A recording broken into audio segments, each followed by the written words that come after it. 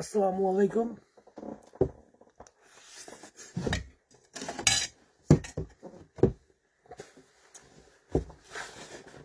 কেমন আছেন সবাই?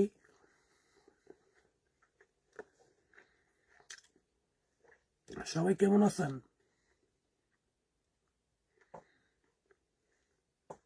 SMS নাই।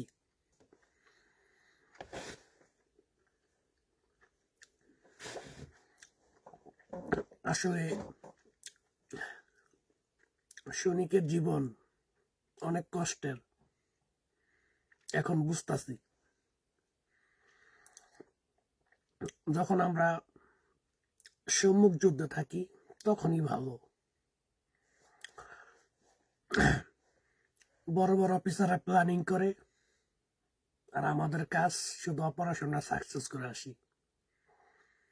এর বাইরে যখন আমাদের কষ্ট হয়, যখন আমরা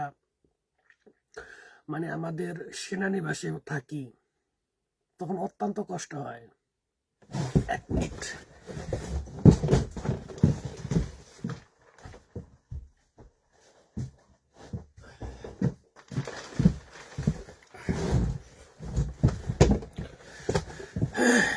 তখন আর কি অত্যন্ত কষ্ট হয়।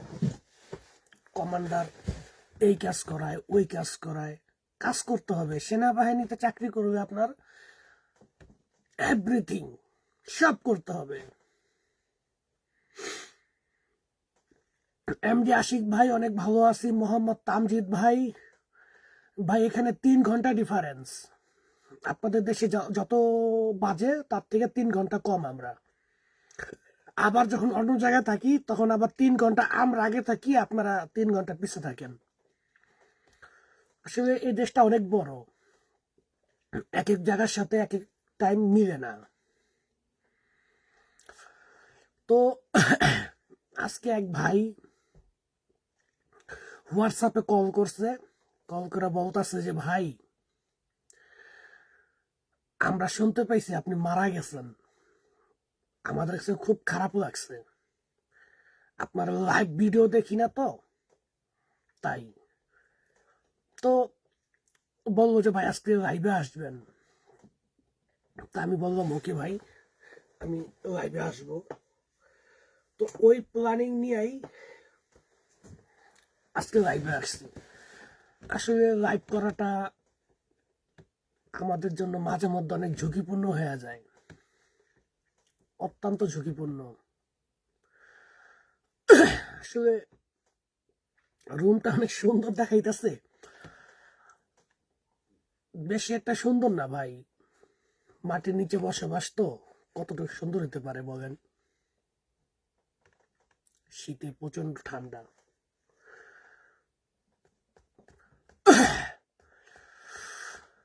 MD মকসুদুল ইসলাম ভাই, আলহামদুলিল্লাহ। পরিবারের সবাই কেমন আছে? মোহাম্মদ বিলাল উদ্দিন ভাই, আলহামদুলিল্লাহ, তারা সবাই আল্লাহর রহমতে অনেক ভালোই আছে। আপনারা একটু দোয়া করবেন। জি ভাই, আপনি যে প্রশ্ন করছেন যে ভাই আপনার পরিবার কোথায়, আমি একমাত্র রাশিয়া, আমার পরিবার সবাই এখনো বাংলাদেশে। তবে তারা এনি টাইম চলে আসতে পারবে, কিন্তু আমি তো এখন আর রাশিয়াতে নাই, আমি আছি ইউক্রেনে। রাশিয়ার যে ফার্স্ট বর্ডার, ওখান থেকেও অনেক দূরে। তবে যখন এই যুদ্ধটা শেষ হবে তখন তখন আর কি হবে, তখন এই এই জায়গাটাই এক এক ব্যাটালিয়নের দায়িত্ব পড়বে। বাংলাদেশে দেখেন না, সেনাবাহিনীরা বিভিন্ন ব্রিজের কাজ করে, রাস্তাঘাটের কাজ করে, উন্নয়নমূলক কাজ করে। এটা শুধু বাংলাদেশে না, পৃথিবীর সব দেশের সৈনিকরাই। কারণ সেনাবাহিনীতে কাজ করলে ওই দেশের সরকারের লাভ থাকে, সেনাবাহিনীরা ফিট থাকে। আর সেনাবাহিনীরা মূলত শপথ করেই দেশ গঠনের কাজে লিপ্ত হয়, তাই তাদের দ্বারা কাজগুলো অনেক ডেভেলপমেন্ট হয়। তো ওই ক্ষেত্রে আমাকেও হতে পারে যে যুদ্ধ শেষ হলে আমাদের ব্যাটালিয়ানরা বিভিন্ন অঞ্চল ধারা অন্তর্ভুক্ত হবে, তখন আমাদের ফ্যামিলি সব এখানে চলে আসবে, তখন এটা রাশিয়ার অন্তর্ভুক্ত হবে, চাইলে এখানে আসতে পারবে সরাসরি। এখানেও তো বিমান আছে, আমরা যতটুকু জায়গা দখল করছি এর মধ্যে আপনার প্রায় বিমান আছে 6 থেকে 7টা। এগুলো তো এখন বন্ধ, যুদ্ধে একবারে চুরমার হয়ে গেছে গা। যখন স্বাধীনতা অর্জন হবে তখন এগুলো আবার পুনরায় নির্মাণ হবে। তো সবচেয়ে বড় কথা, আমার প্রোফাইলে আজকে আমি লাইভে যাই নাই, আসছি পেজে। এর কারণ কি, আসলে দেখলাম, কারণ যারা আমাকে আমাকে তো প্রোফাইল থেকে পেজে পাইছে, যারা আমাকে সত্যিকার ভালোবাসে তারা, তাদেরকে আমি অতি সহজে চিনতে পারবো।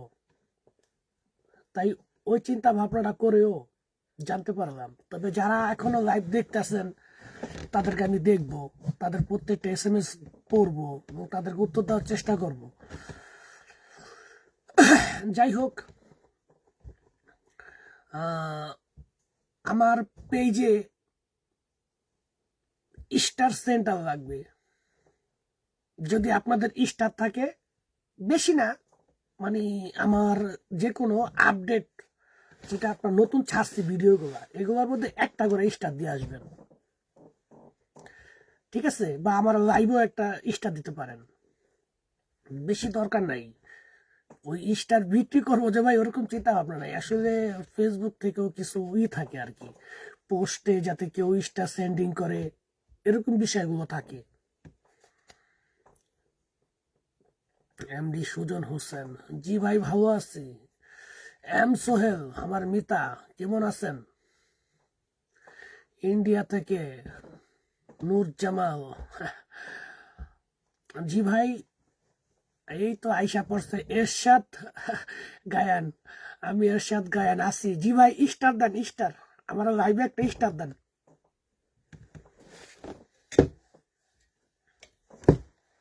খাবার দাবারের মান ভাই খুবই নর্মাল,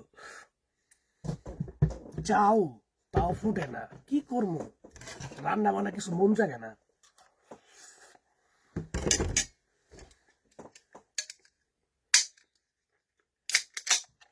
ফ্লাশের উপরে একটি বাচ্চা আছে। জি ভাই দুবাই থেকে দেখতেছে না, অসংখ্য ধন্যবাদ।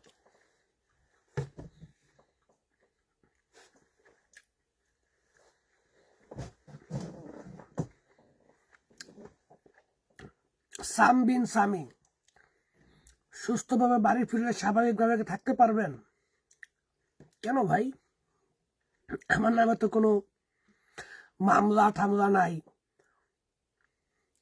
এর মানে আপনি কি বুঝাইলেন?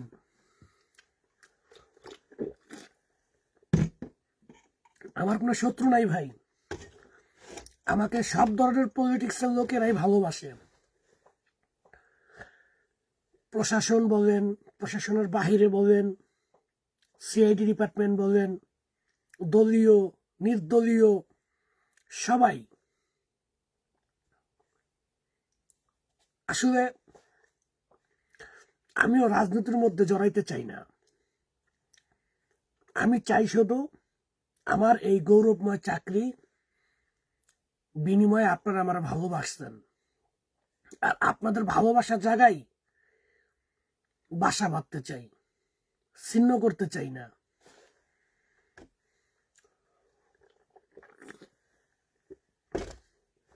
আজকে আমি নিজেই মুখ দিয়ে বললাম স্টার স্ট্যান্ডিং করতে।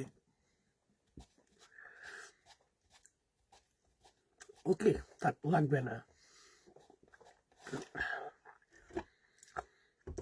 ফেসবুক থেকে নোটিফিকেশন আসছে অন্তত পক্ষে 10টা পোস্টে, যাতে আমাকে আমার ফ্রেন্ডরা বা আমার ফলোয়াররা স্টার সেন্ডিং করে। 10টা পোস্ট হয়ে যাবে, আমার ব্যক্তিগত ভাই ব্রাদার আছে।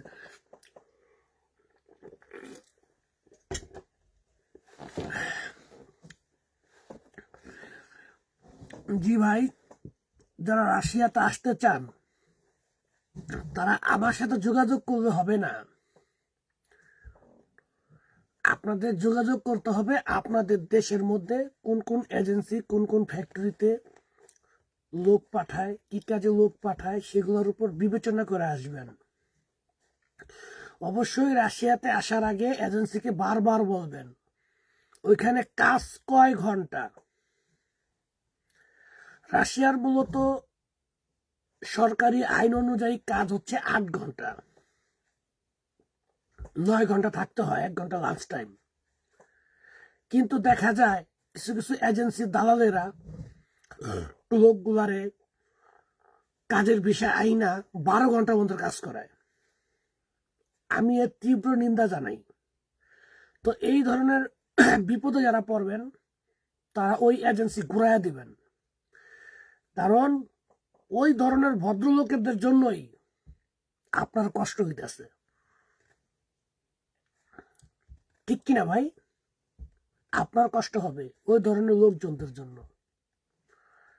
তাই আপনার উচিত ওগুলারে ঘুরাইয়া দিবেন, আর আগেই সব সিদ্ধান্ত নিয়ে আসবেন যে আমার ছুটি কতদিন পর, কয় মাসের বেতন দেওয়া হবে, বা কত ঘন্টা কাজ করব, সপ্তাহে কয়দিন বন্ধ। সমস্ত ইনফরমেশন গুলা এজেন্সির কাছ থেকে পারলে ভিডিও কনফারেন্স করে রাখবেন। ঠিক আছে? এজেন্সিরা যখন আপনি তাদের সাথে দেখা করবেন, তারা আপনাকে মিষ্টি দই খাওয়ায় হইলেও আপনাকে রাখবে, কারণ তারা বাংলাদেশ থেকে একটা লোক শ্রমিক রাশিয়া টানতে তাদের সর্বোচ্চ মানে এরে এরে এরে নানান জায়গায় টাকা দিতে দিতে তাদের 4 লক্ষ টাকা খরচ হয়, কিন্তু আপনার কাছ থেকে নিবে 6 লক্ষ টাকার উপরে, 6 লক্ষ টাকার উপরে। অনেকে আমাকে ফোন দেয় যে ভাই আমার তো 8 লাখ টাকা নিছে, আমার থেকে 7 লাখ টাকা নিছে, আমার তো 8.5 লক্ষ টাকা নিছে, কেউ বলে 9 লক্ষ টাকাও নিছে। এই যে একটা লোক পাঠায় 2 লক্ষ টাকা 3 লক্ষ টাকা ইনকাম করে, তাইলে আপনি তার অফিসে গেলে আপনাকে কি ওই ভত্তাটা ভাত খাওয়াইবো? গরুর মাংস আই না আপনার আগে ধরবো, মুরগি যেভাবে ধরে আদার দিয়া ওইভাবে আপনাকে সুন্দরভাবে খাওয়ালো, এসে বুঝাইবো যে সে অনেক ভালো মানুষ, আর আপনিও ওই সময়টা কাজে লাগাইবেন। জি ভাই, আপনি অনেক ভালো মানুষ, বুঝতে পারছি। এবার বলেন রাশিয়াতে কত ঘন্টা কাজ? 8 ঘন্টার কথা বলছেন, আমি 8 ঘন্টা কাজ করুন। কোম্পানিতে কাজ যদি বেশি থাকে সে 10 ঘন্টা আমি কাজ করব, সেটা 2 ঘন্টা আমার ওভার টাইম হবে। আপনি যখন কন্ট্যাক্ট করে আসবেন আপনার কন্ট্যাক্ট পেপারে লেখা থাকবে, কারণ রাশিয়ান যে একটা লেবার কোড, মানে শ্রমিক নিয়ন্ত্রণ যারা করে এদেরকে লেবার কোড বলা হয়। এই লেবার কোড বহির্বিশ্ব থেকে শ্রমিক শুধুমাত্র 8 ঘন্টার কাজে নিয়ে আসে, মাত্র 8 ঘন্টার কাজে। বেতন আপনার সাথে চুক্তি করে নিয়ে আসবে, কিন্তু আপনার এখানে আইনা তারা 10 ঘন্টা 9 ঘন্টা 11 ঘন্টা 12 ঘন্টা 13 ঘন্টাও কাজ করাইব। অতএব ওই সময় ওই এজেন্সির সাথে সুন্দর করে তাকে ভাঙবেন যে দেখ আমি এই যে আমি ওয়ার্ক পারমিটে সই করছি, অবশ্যই পারমিট নিজের হাতে রাখবেন একটা, আপনার পরিবারের কাছে রাখবেন একটা কপি। যদি আপনাকে কপি না দেয় তাহলে বুঝবেন ওই এজেন্সি আপনার সাথে 2 নম্বরই করতেছে, ওই এজেন্সি আপনার সাথে 2 নম্বরই করতেছে। কথাগুলো বলতেছে তারই যিনি আমাকে SMS করছেন, বাকিগুলো লোক শুনেন কিন্তু কষ্ট নিয়েন না, যেহেতু এত কষ্ট করে আমার কথাগুলো শুনতেছেন। আপনি যখন কন্ট্রাক্টে সই করেন তারা কিন্তু বেশিরভাগ সময় তাড়াহুড়া করে কন্ট্রাক্ট পেপার সই করা তাদের কাছে রেখে দেয়। আপনি বলবেন রাশিয়া থেকে অবশ্যই কন্ট্রাক্ট পেপার সই করে যাইতে হয়, এর আগে যাওয়া যায় না। ওই কন্ট্রাক্ট পেপার আমাকে 1 কপি দিবেন, 1 কপি আমাকে ফটোকপি দিবেন, দেখবেন ওই কন্ট্রাক্ট পেপারের মধ্যে লেখা আছে 8 ঘন্টা কাজ। 8 ঘন্টার পরে যে কাজ সেটা ওভার টাইম। এই পেপারটা আপনার পরিবারের কাছে রাখবেন বা ভালো জায়গায় রাখবেন যাতে হারায় না যায়। যখন আপনি রাশিয়াতে আসবেন তখন আপনাকে 10 ঘন্টা কাজ করাইব, ওই 2 ঘন্টা যাতে ওভার টাইমের খাতায় ঢুকে, এইভাবে যাতে আপনার সাথে প্রতারণা না করতে পারে ওই এজেন্সি। প্রতারণা করলে তখন পুলিশ দিয়ে এজেন্সি আটকাইবেন, যেই টাকা ব্যয় করে রাশিয়াতে আসছেন সেই টাকা অর্থে উঠাইবেন, আপনার একটা সহজ হিসাব হয়ে যায় এই বিষয়টা। তাই আপনি সুন্দরভাবে এই কাজটা করবেন। অবশ্যই অবশ্যই কন্ট্রাক্ট পেপারের 1 কপি আপনার পরিবারের কাছে দিয়ে আইবেন। যখনই আপনার উপরে এখানে আইনা 12 ঘন্টা 13 ঘন্টা 14 ঘন্টা কাজ করাইব, তখন যাতে আপনার পরিবারের লোক পুলিশ দিয়ে ধরায় করতে পারে যে দেখ ভালো ভালো কথা কয়ে নিয়ে গিয়ে হলো হেনে 12 ঘন্টা 13 ঘন্টা কাজ করায়। আর বেতন বেতন মূলত সরকারি লিস্ট অনুযায়ী বাংলাদেশিদের সাথে একটা চুক্তি করে কোম্পানি, সর্বনিম্ন হয় $600, সর্বনিম্ন $600। কিন্তু সে যদি স্কিল থাকে, বিভিন্ন কাজ জানে, তার বেতন $700 আছে, $800 আছে, $900 আছে, $1000 আছে। এটা শুধুমাত্র বাংলাদেশি ওয়ার্কারের ক্ষেত্রে। কিন্তু অন্য দেশের ওয়ার্কারের বেতন অনেক বেশি। কারণ কি জানেন, তারা চুক্তি করে শক্তিশালী ভাবে। আর বাংলাদেশের এজেন্সিরা করে কি, যে আমার কাছ থেকে কিছু লোক নে তুই পাবে বেতন কম দিস, এই কথাটা কইয়া তাদের সাথে চুক্তি করে বেতন কম দিস। আচ্ছা, এই যে বেতনটা কম দিছে, আপনি তো বাংলাদেশ থেকে আপনি চলে গেছেন, রাশিয়াতে চলে গেছেন, এখন তার কোনো দেখার বিষয় না। সে ওই যে লোকটারে পাঠাইছে, কিন্তু সে কিন্তু আপনারে 4 লক্ষ টাকা তার ব্যয় হয়েছে। ধরেন সর্বোচ্চ যদি বেশি দালালের পর দালাল হয় তবে 5 লক্ষ টাকা, কিন্তু সে কিন্তু নিছে 8 লক্ষ টাকা, তার পকেটে 3 লক্ষ টাকা ঢুকছে। কিন্তু সে কিন্তু এই কোম্পানিটা ধরছে কিভাবে, যে আপনি কিছু বেতন কম দিয়েন। এই যে এইখানে বাঙালিদের ক্ষতি করে এজেন্সি আলারা, কিন্তু অন্যান্য দেশ এরই করে না। অন্যান্য দেশ বলো, তার দেশে শ্রম আইন কি, নিয়ম কি, তোর দেশে ওয়ার্কার লাগবে, শ্রমিক লাগবে, হ্যাঁ আমি শ্রমিক দিব, সরকারি আইন অনুযায়ী বেতন দিবি। তখন সরকারি রুলস অনুযায়ী তারা বেতন দেয়। তারা বলে না যে আমার তো শ্রমিক নেই, বেতন করে কম দিস, এটা বলে না। কিন্তু বাঙালিরা এই কথাটা বলে। বহির্বিশ্বে বহুত বাঙালিরা প্রবাসীরা আছে, তারা একটা কথাই বলে যে বাঙালির শত্রু বাহিরের লোক না, বাঙালির শত্রু ঘরের ভিতরেই থাকে। মানে বাঙালিরাই এই কাজগুলো করে। বহির্বিশ্বে আপনি শুধু আমি রাশিয়া থেকে যে অভিজ্ঞতা অর্জন করছি বা সৌদি আরবতে অর্জন করছি সেটা বলতেছি না, সমস্ত প্রবাসী বাঙালিরাই জানে। আপনাকে একটা চাকরি দিবে, মনে করেন একজন প্রবাসী বাঙালি এক জায়গায় বিজনেস করে, আপনাকে একটা চাকরি দিছে, হ্যাঁ আপনি করলেন কি তার দোকানে চাকরি করে 2 দিন পর হ্যাঁ লাতে দেখা দেওয়া দিচ্ছেন। এরকমও বাঙালিদের হিস্টোরি আছে। যাই হোক ভাই, আপনি মনে হয় আপনার প্রশ্নের উত্তর দিতে পারছি। আমার প্রতি কষ্ট নেবেন না, আমি অনেকক্ষণ যাবৎ কষ্ট দিচ্ছি। আচ্ছা যাই হোক ভাই, আপনাদের এবার কি কি প্রশ্ন আছে করেন, আমি উত্তর দেওয়ার চেষ্টা করি।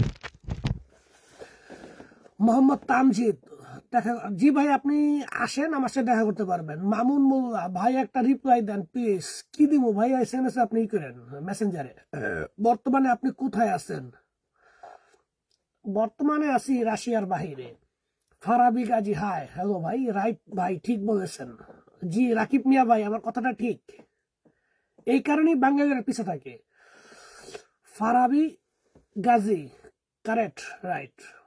মামুন মোল্লা, ও যারা আবার এইভাবে ভিডিও কপি করে নিয়ে আপনারা এডিট করেন, তারা আমার এই যে ব্যক্তিগত যে কথাগুলো আমি বললাম এগুলারে ফেসবুকে ভাইরাল করেন, এগুলা করেন, তাহলে মানুষ দেখবে, এতে উপকার হবে। আমি কোনো রিপোর্ট মারব না, ঠিক আছে? একটা কথাই, রাশিয়াগামী যেসব লোক আসবেন তারা কন্ট্রাক্ট পেপারে সই কইরা কন্ট্রাক্ট পেপার নিজের কাছে রাখবেন এবং দেখবেন সব জায়গায় 8 ঘন্টা কাজ। কারণ রাশিয়ার থেকে যে একটা পারমিট নিচ্ছে, সরকারের থেকে যে একটা পারমিট নিচ্ছে, সেই পারমিটের মধ্যে 8 ঘন্টা কাজ, কিন্তু আপনি এখানে সে 10 ঘন্টা কাজ করতে হবে। তখন সরকারের আবার ওই কোম্পানি দেখায় যে এই ওয়ার্কারদেরকে আমি হায়ার করে নিয়ে আইছি 8 ঘন্টার কাজে, এটা আমি তাদের ওভার টাইম দিতেছি, কিন্তু আসলে কোনো ওভার টাইম দেয় না। কারণ কি, ওই এজেন্সির সাথে আগে কন্ট্যাক্ট করে নিছে 2 নম্বরে। যাই হোক, স্টার দেন আমাকে, স্টার। এই পোস্টে একটা দেন আর আমার অন্যান্য পোস্টে একটা করে দিয়েছেন।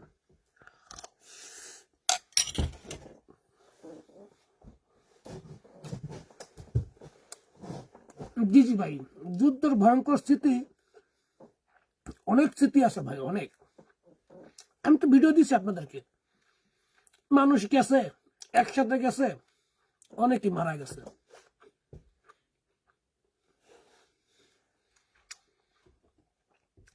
জি মামুন মোল্লা ভাই, অসংখ্য ধন্যবাদ।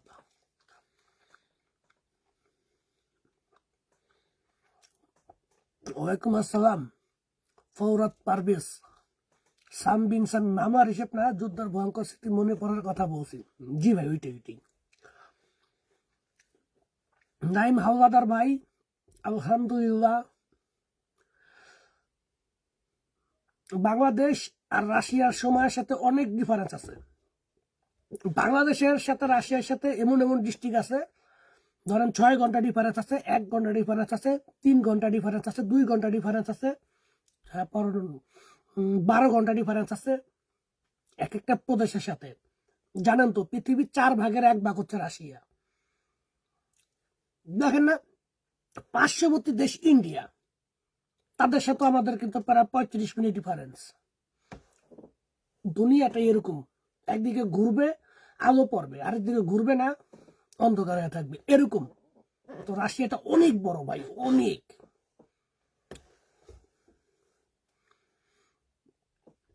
রিমন জেন ভাই, কিয়েভ দখল কবে? গতকালকে শুনছি যে রাশিয়া এখন পার্শ্ববর্তী অঞ্চল টার্গেট না, রাশিয়ার টার্গেট এখন কিয়েভ। এখন প্রযুক্তির মাধ্যমে কিয়েভ উড়াইয়া দিতেছে, কোনোই নাই, কারেন্ট নাই, কিছু নাই।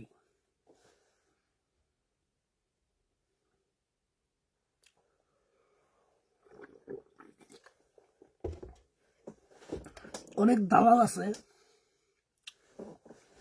যে ফ্রন্ট লাইন গুলির মধ্যে মানুষজন মারা যাইতেছে, তারা ওই ধরনের কিছু ইউনিটের সাথে কথা বললা দালালি করে ওই লোকগুলারে কন্ট্যাক্ট করে রাশিয়াতে পাঠাইতেছে। ভাই, আপনারা যদি এরকম কোনো কন্ট্যাক্ট হয়, আইসেন না। বুঝতে পারছেন? রাশিয়ান আর্মিতে চাকরি করা একটা সম্মানের, বুঝতে পারলাম, কিন্তু ওই সম্মানের কোনো প্রয়োজন নাই যে সম্মান আপনাকে মৃত্যু উপহার দিব। অনেক টাকা অর্জন কইরা বা অনেক টাকা অর্জন করার চাইতে গরিব হয়ে বাচ্চা থাকা অনেক ভালো। আমার কথা কইবেন, আমার তো ভাই জীবনের কোনো মায়া নাই। আমার জীবনের মূল্য হচ্ছে আমার পরিবার। আমার পরিবার ভালো থাকবে, আমার জীবন ওকে। আমি তো অনেক ভিডিওতেই বলছি, পরিবারের জন্যই আমার জীবন উৎসর্গ। আর একটা ডায়লগ দেই, যদি বাইচা থাকি লাখপতি, মারা গেলে পরিবার কোটিপতি। আমার মৃত্যুর পরও যাতে আমার পরিবার অনেক ভালো থাকে, ওইটাই আমার কাছে সর্বোচ্চ। ভয় নাই ভাই, আমার মধ্যে ভয় নাই। আমার কথা বাদ দেন, এরকম কিছু মানুষ আছে যাদের চিন্তা করে লাভ নাই। আপনার নিজের চিন্তা করেন ভাইয়া, ঠিক আছে?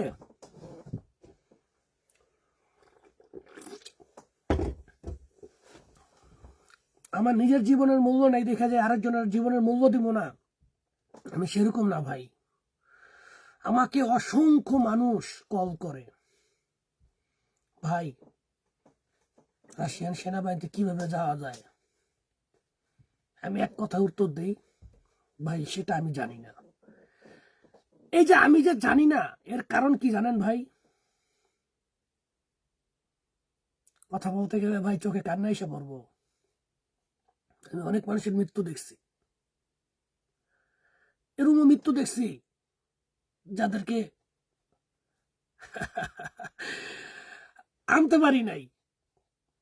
একসাথে ভাত খাইছি, একসাথে অভিযান নিছি, একই কমান্ডারের সাথে গেছি, কিন্তু তাদের লাশটা এখনো ওই জায়গার মতো পড়ে আছে। ওই জায়গাটা আমরা দখল করতে পারি নাই,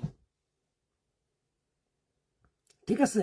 তবে যখন দখল করবো তখন তাদের লাশগুলা পাবো। তাদের লাশ, ওই যে একসাথে শুইছি, একসাথে ঘুমাইছি, একসাথে আড্ডা মারছি, তাদের লাশ।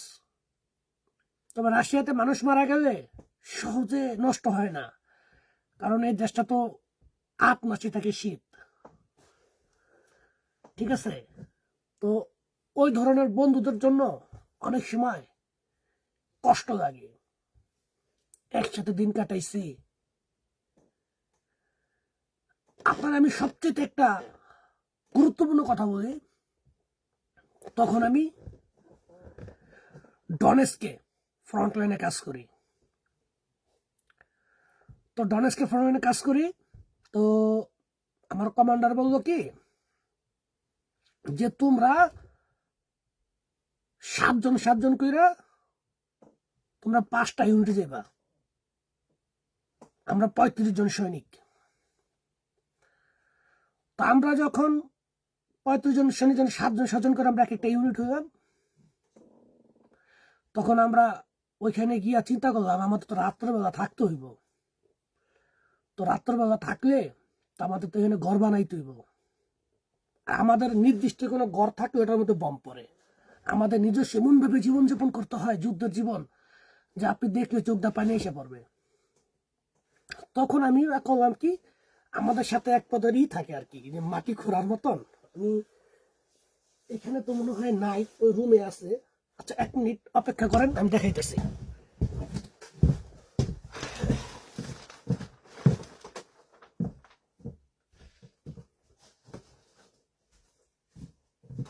এই যে দেখেন,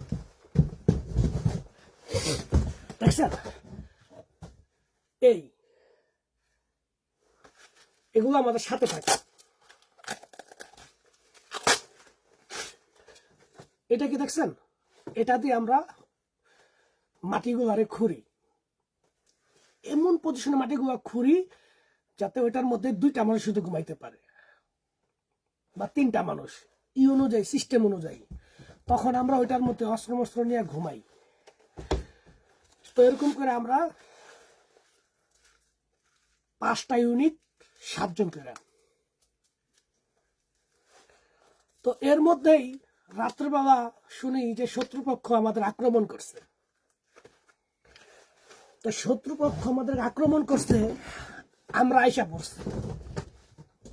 আমরা ইউনিট বাই ইউনিট আমরা পিছন থেকে গুলি করতে করতে করতে করতে আমরা পিছে চেপে আসছি। তার মধ্যে আমাদের ড্রোন চলে আসছে, বা আমাদেরকে যথাযথভাবে সাহায্য করছে। তো আমাদের একটা ফ্রেন্ড আটকা পড়া যায়। তো ওরে গ্রেপ্তার করে আমাদের শত্রুরা ধরে নেওয়া যায়।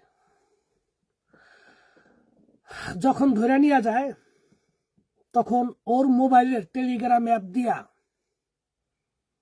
আমাদের কমান্ডারকে কল দেয়। কল দিয়া এই দুঃখময় জীবন, ওর হাত কাটছে লাইভে, পাও কাটছে লাইভে, ওর মোবাইল দিয়ে ফোন দিছে। ওর সাথে যে মোবাইল ছিল ওই মোবাইল দিয়ে ফোন দিছে। হাত পাও কাইটা আমাদের কমান্ডারের লাইভ দেখাইছে। আমরা শুধু চিৎকাইছি আর কাঁদছি, কারণ ওরা আমাদের ভাই ছিল। আমাদের ভাইদের যদি এইভাবে ক্ষতি করে, আমাদের মনে অনেক কষ্ট হয়।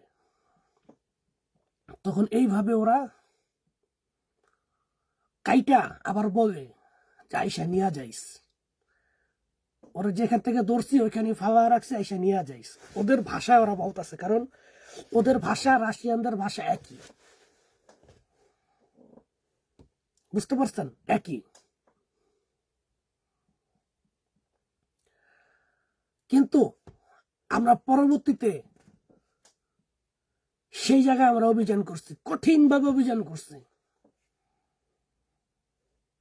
কিন্তু ওদের মতন এরকম খারাপ আচরণ আমরা করি নাই।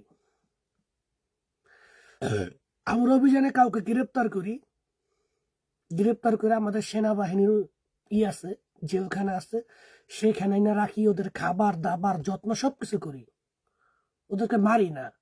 তখন আমাদের আবার মিলিটারি পুলিশ আছে, মিলিটারি পুলিশরা আইসা আবার ওই বাংলাদেশের মতনই গাড়ি আছে, ওই গাড়ির মধ্যে ধরে নিয়ে রাশিয়াতে নিয়ে যায়, নিয়ে ওইখানে বন্দি করে রাখে।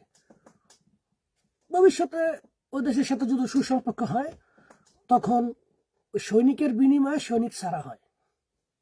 যেমন ধরেন আমাদের 100 জন সৈনিক থাকলে তাদের 100 জন সৈনিক আমরা ছেড়ে দিই। এটা আর কি চুক্তির মাধ্যমে হয়। কিন্তু ওরা যে কাজটা করছে আমাদের ভাইদেরকে আটকাইয়া, আসলে এটা খুব হৃদয় বিদারক। এই যে ভাই যুদ্ধের ভয়াবহ অবস্থা, এটা তো আমি দেখছি, তাই না?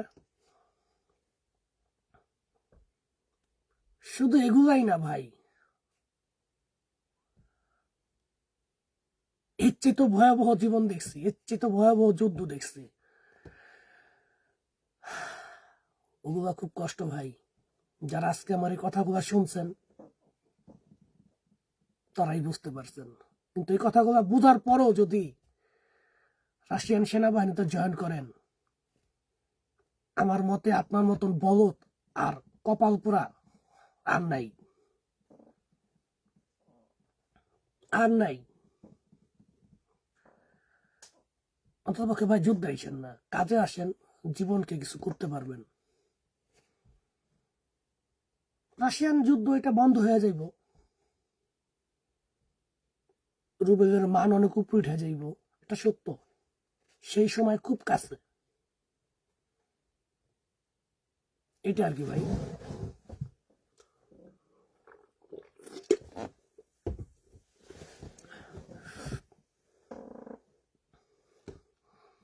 সাব্বির হোসেন ভাই, ঠিক আছে ভাই, অনেকে আমার ছবি দিয়া ফেক আইডি তৈরি করে। এই যে আমি যে লাইভে কথা বলতেছি, আপনি তো বুঝতেই পারছেন যে আমি যেহেতু লাইভ করতেছে, তার মানে এই আইডিটাই আমার রিয়াল আইডি। আমার এই আইডির নিচে একটা লিঙ্ক দেখবেন, ওইটা আমার প্রোফাইলের। আবার প্রোফাইলের নিচে একটা লিঙ্ক দেখবেন আমার এই আইডির। বাকি যে আইডিগুলো দেখবেন ওগুলোর উপর আপনারা ব্যবস্থা নিয়েন। এই দুইটা আইডি ছাড়া আমার আর কোনো আইডি নাই, বুঝতে পারছেন? তো আপনারা চিন্তিত হইবেন না যে অনেক মানুষ এই কাজটা করছে, এটা করছে, এটা করছে। আপনারা শুধু যেই বিষয়টা নিয়ে চিন্তিত হইবেন সেই, আসলে আমার নেট সমস্যা তো ভাই। মোহাম্মদ জসিম, আপনি কি শিবচরের? জি ভাই, শিবচর আমার পিতৃপুরুষ, আমার নিজের বাড়ি, শ্বশুর বাড়ি, নানি বাড়ি সবই শিবচরে।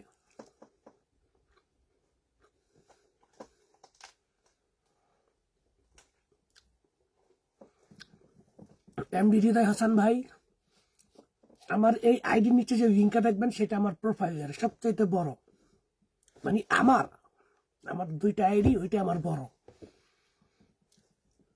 SK Rakib, love from India to you brother. আনের টিটু, লাভ ইউ ভাই, ধন্যবাদ।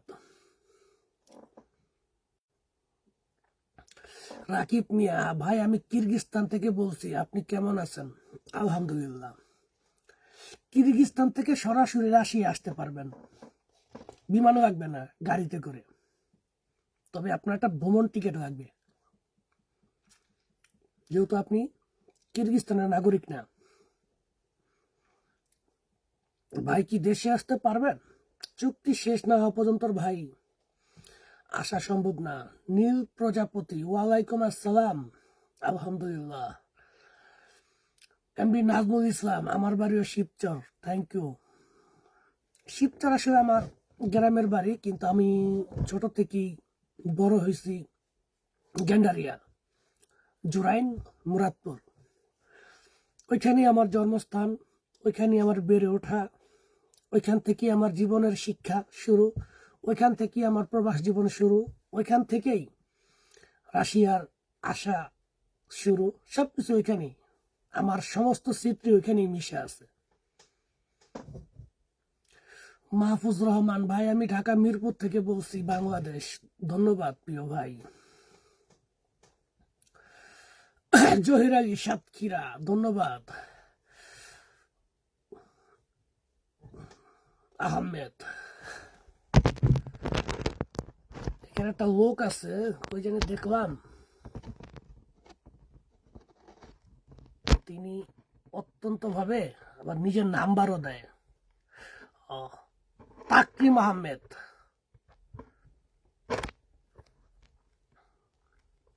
তাকরিম তাকরিম শব্দের অর্থ কি? আহমেদ না হয় বুঝতে পারলাম, ইডিয়েট তুই।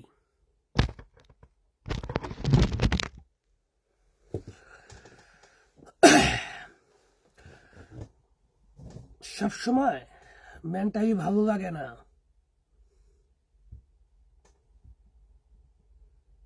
ঠিক আছে?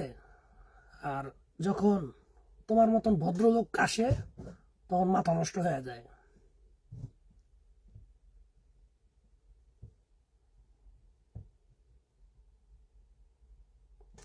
আব্দুল হাকিম ভাই ধন্যবাদ।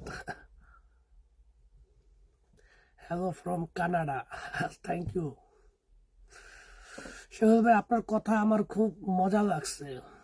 মজার কথা তো বলি নাই ভাই, দুঃখের কথা বলছি, সতর্কবাণীর কথা বলছি, সত্য বলছি, যাতে আপনি নিজের নিয়ে চিন্তা করেন।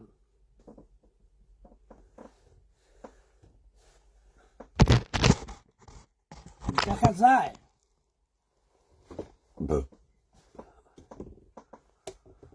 চাকরিগত সম্মানিত, তবে মানুষকে অসম্মানিত ভাবে কথা কাউ কেন?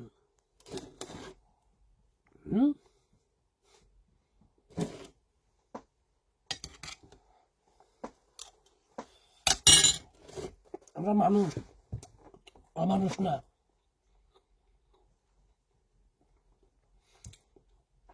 ঠিক আছে,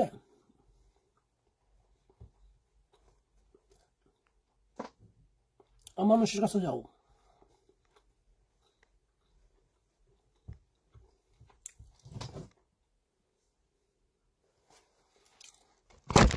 বাংলাদেশ থেকে রাশিয়া আসলে সর্বোচ্চ 5 লাখ টাকার মধ্যে আসবেন, ওইটাই বেশি হয়ে যায়। তারপরও 5 লাখ টাকাটা আসলে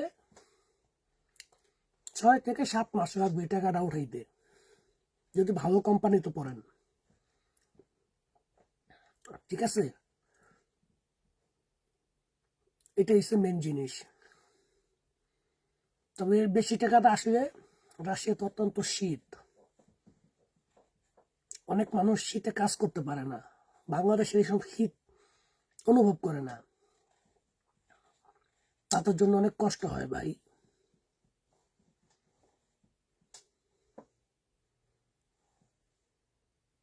আপনাকে ভাইয়া সেনাবাহিনীর জন্য কাজ করার জন্য বাংলাদেশে আসবেন কবে? রাশিয়া সেনাবাহিনীর জন্য কাজ করার জন্য বাংলাদেশে আসবেন কবে?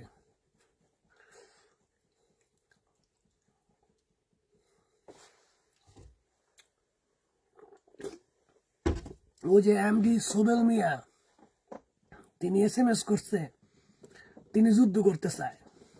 আপনি কি আমার ভিডিওটা দেখেন নাই? দেখবেন, এই ভিডিওটা দেখবেন, লাইভ ভিডিও দেখবেন। ভাই আপনি একটা মাদ্রাসার বিষয়ে আমাকে SMS করছেন, আমি একজন সৈনিক ভাই, ঠিক আছে? আপনি বাংলাদেশের উচ্চবিত্ত লোকদের কাছে আবেদন করেন, তারা হয়তো বা আপনাকে সাহায্য করতে পারবে। আর মাদ্রাসায় দান করা অনেক সওয়াবমূলক কাজ। আপনি যে এলাকায় মাদ্রাসায় দিবেন সে এলাকায় কোনো গণ্যমান্য ব্যক্তি নাই, তাকে ধরেন, সরকারের কাছে চিঠি লেখেন, অবশ্যই পাইবেন। আমার মতন এর লোকের কাছে চিঠি রেখে লাভ নেই ভাই, আমি কি করতে পারবো বলেন? আমি হয়তো বা একটাই করতে পারি, আপনাদের জন্য দোয়া করতে পারি।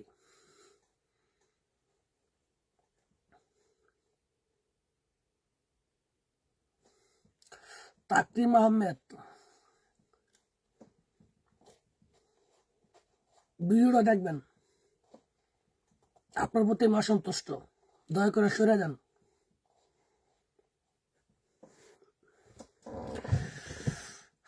আনির টিটু, সোহেল ভাই বিগ ফ্যান, লাভ ইউ ভাই, ভালোবাসা নিবেন, থ্যাংক ইউ।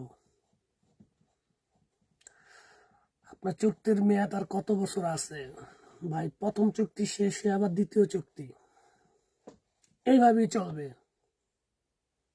আমি রাশিয়া যুদ্ধ করতে চাই, আমি কোনো সাহায্য করব না। বাংলাদেশের মানুষরা উজুগে বিজুগ হয়ে থাকে, যখন বাস্তবে পড়ে তখন কান্নাকাটি করে। আপনারা শুধু অনুসরণ করবেন। পলাতক সৈনিক নিজের ভাইদেরকে যুদ্ধের মাঠ থেকে ফালায়া পলায় গেছে, মোহন মিয়াজি। ওর সাথে কথা বলবেন, বাস্তবতা বুঝতে পারবেন। তিনি যুদ্ধের থেকে পালায় গেছে, অনেক হাত পাও ধরে ছুটি নিছে কমান্ডারের বইলা। কমান্ডার বলছে তুই কিন্তু বাংলাদেশে যেতে পারবি না, তুই রাশিয়ার যে কোনো প্রান্তে যেতে পারবি, তোর জন্য ফ্রি। কথা মস্কোতে আমার এক ভাই থাকে, তখন মস্কো গিয়ে অ্যাম্বাসিতে গিয়ে হাত পাও ধইরা একটা আউটপাস নিয়ে ওই দিনকে আবার বিমানে করে বাংলাদেশে চলে গেছে। বুঝতে পারছেন ভাই? ওর জন্য আমরাও ছুটি পাই নাই। প্রথম ও পলাতক সৈনিক, রাশিয়ার টাকা মাইরা নিয়ে গিয়ে এখন বাংলাদেশে আলুর ব্যবসা করে। আলু টালু কিন না কোল্ড স্টোরে জমা রাখে, যখন দাম বাড়ে তখন বিক্রি করে, বিজনেস করে। এখন ও যুদ্ধের ময়দান বাস্তবতা দেখছে, দেখেই পলাইছে। ওরে ফোন দিয়েন। আর আমরা মৃত্যুর জন্য আইছি, যাতে মরে গেলে পরিবার অনেক কোটিপতি হয়। ঠিক আছে, মৃত্যু জানিয়ে আইছি। ওরা আইছে টাকার জন্য, অর্থের জন্য। আমিও আইছি সেই জন্যই। টাকা আর অর্থ অনেকভাবে ইনকাম করা যায়।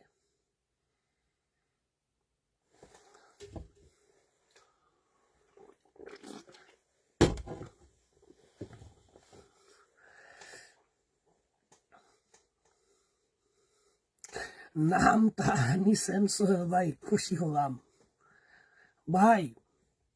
ওইটা একটা অমানুষ, বুঝতে পারছেন? ও পলাতক সৈনিক, মুখে শুধু হাদিসমূলক কথা কয়। ও আর জীবনের সব জায়গার মধ্যেই ওর দুর্নাম ছড়াইছে। যে কোম্পানিতে আইছে ওই কোম্পানির ভিতরে আইসে আন্দোলন করছে, পুলিশ ধরে নিয়ে গিয়ে পিটাইছে।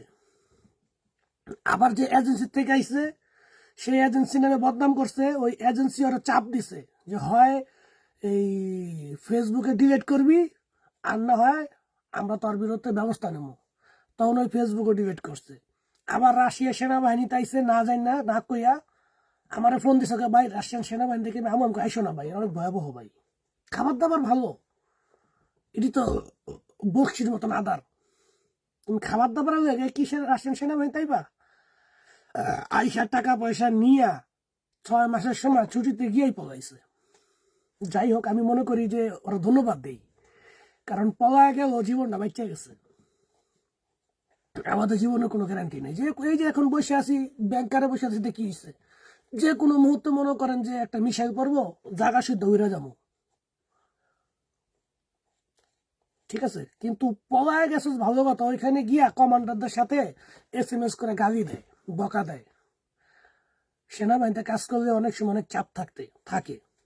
সেই জন্য কি ওই লোকটার তুই গালি গালাজ করবি? তারা এখন বলে যে পিদারাস, কয় ইউ ক্যান মে পিদারাস, পিদারাস মোহন মিয়াজি মহান। আরে মহান কায়, মহান পিদারাস, খারাপ লোক, পিস দে, পাশেও না খুই। বুঝতে পারছেন? খারাপ খারাপ বকা দেয়। একটা কুত্তার বাচ্চা, আমিও বকা দিলাম। তুই চলে গেছিস, ভালো হয়েছে যে আমি ভাই তোর জন্য দোয়া করি। রাশিয়া থেকে অনেকগুলি টাকা পাইছস, তুই এককালীন চুক্তি পাইছস, 2.2 মিলিয়ন মনে টাকা পাইছে, বেতনও পাইছে। আবার ওই যে একবার ড্রোন আক্রমণ একটু আক্রান্ত হয়েছিল সামান্য, সেটার বিনিময়ে মনে হয় প্রায় 7 থেকে 8 লক্ষ রুবেল পাইছস ভালো কথা। ক্যাসুস গা আরো ভালো হয়েছে। বকাবাজি করস কে? তুই বকাবাজি করস দেখে তো আমাদের সাথে তারা বলে ইডিয়েটের বাচ্চা। তুই গ্যাসুস গা চুপ থাকবি, মোবাইল টোবাইল বন্ধ রাখবি। তুই সেই টেলিগ্রাম অ্যাপটা এখনো চালাস, আবার তাদেরকে বকা দাস, আবার সারা কিছু করতে পারবো? হেরা তো আর কিছু করবো না। তোর মতন কুত্তার বাচ্চার জন্য আমাদের অপমানিত হয়। বাঙালি, একটা বাঙালি সেনাবাহিনীতে কাজ করছে, আমাদের এই যে টাকা টোকা মাইরা পলাইছে, কমান্ডার ছুটি দিছে, কমান্ডার অপমান করে গেছে। দিন শেষ হয়েছে বাঙালির কথা।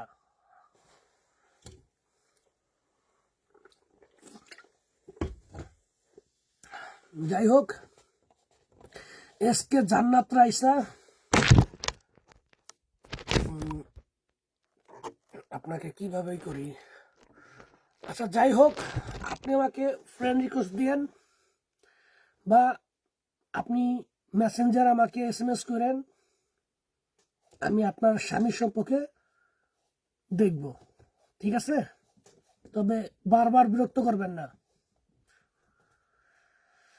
যুদ্ধ করতে গেছে 18 দিন ধরে, ফোন অফ, আমাকে সাহায্য করুন, তাকে খুঁজে পাচ্ছি না। দেখছেন 18 দিন, আমি 1 বছর যাবৎ ফেসবুকে বলতেছি যে কেউ রাশিয়ান সেনাবাহিনীতে আইসেন না, এরপরও ঢুকে।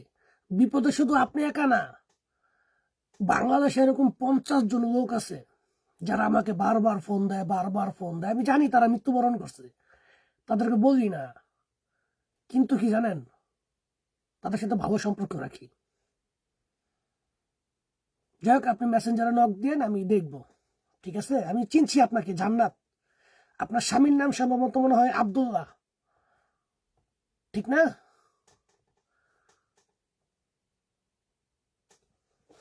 জান্নাত রাইসা ওইটা যেই জায়গায় আছে,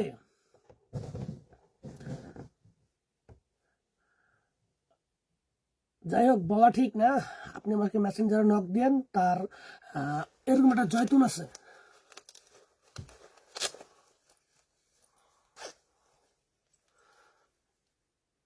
এই দেখেন, এরকম একটা সরকারি ব্যাস আছে, রাশিয়ান ব্যাস, আর্মি ব্যাস। এই ব্যাস নাম্বারটা দিবেন, আমি ওর কমান্ডারের সাথে কথা বলবো, জানবো, বাকিটা আমি আপনার জানাই দেবো। মেসেঞ্জারে মেসেজ যায় না ভাই, কি কারণে যায় না? আপনার নাম্বারটা দিয়ে রাখেন,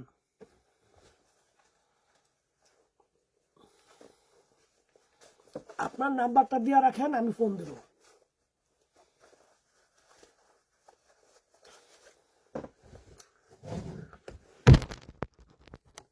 আর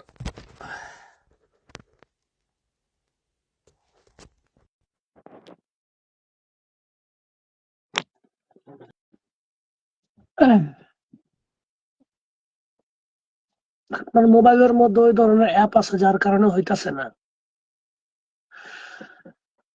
মেসেঞ্জারে মেসেজ যায় না ভাই, আপনার নাম্বারটা দিয়ে রাখেন। আমি আপনাকে চিনতে পারছি, আপনার হাজবেন্ডকেও আমি চিনি। আপনার হাজবেন্ডটা অতিরিক্ত বেড়ে গেছিল, বারবার সাবধান করছি, বারবার। 18 দিন যদি নিখোঁজ থাকে তাহলে দুঃসংবাদ।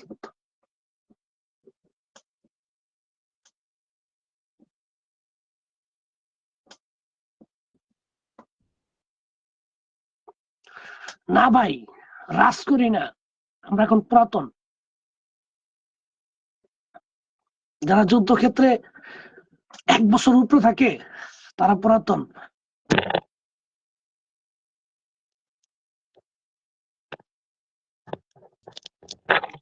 নাম্বার তো আসে না।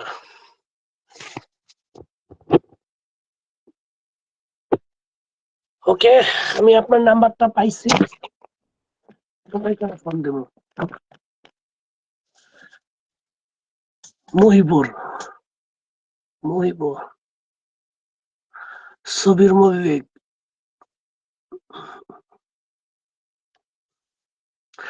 আচ্ছা যাই হোক, অনেকক্ষণ যাবত লাইভে রয়েছি, আজকে জান্নাত রাইসা আমি আপনাকে কল দিচ্ছি, অপেক্ষা করেন, লাইভ শেষে আপনাকে কল করবো।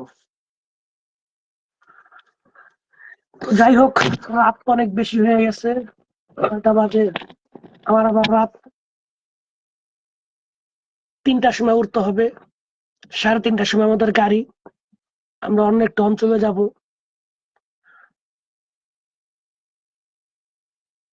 তো আমার এখনই ঘুমানো উচিত, কারণ 5-6 ঘন্টা ঘুমাইতেই হইব। আমরা যে পানিটা খাই ওগুলো ঘুম আসে না, ঘুম থেকে বিরত রাখে। কিন্তু যখন কাজ করি তখন অত্যন্ত ক্লান্ত লাগে, তাই এখন জোর করে হলেও ঘুমাইতে হইব। আচ্ছা,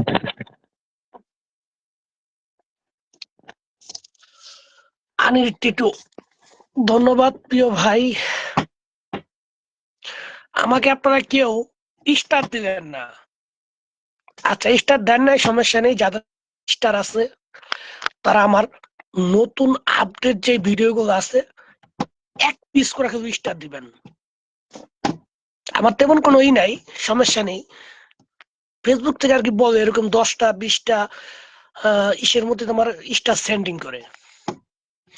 আর আমাকে যারা স্টার দেয় প্রচুর স্টার আমার কাছে জমা হয়।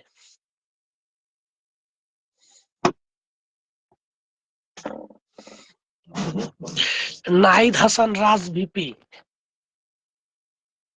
আমার এই রুমে ভাই কখনো মানুষ থাকে, কখনো থাকে না, এরকম আর কি। মানুষের কোনো নাই, এক একজন এক এক জায়গায় থাকে। তবে এই জায়গাটা খুব নিরাপদ, এখানে বড় কমান্ডারের বাসভবন, এখান থেকে প্রযুক্তির আস্তানা। তাকরিম আহমেদ, আপনি মেসেঞ্জারে লোড দিলে ভাই পাওয়া যায় না। আপনার এইসব কথাবার্তার কারণেই এরকমটা হয়।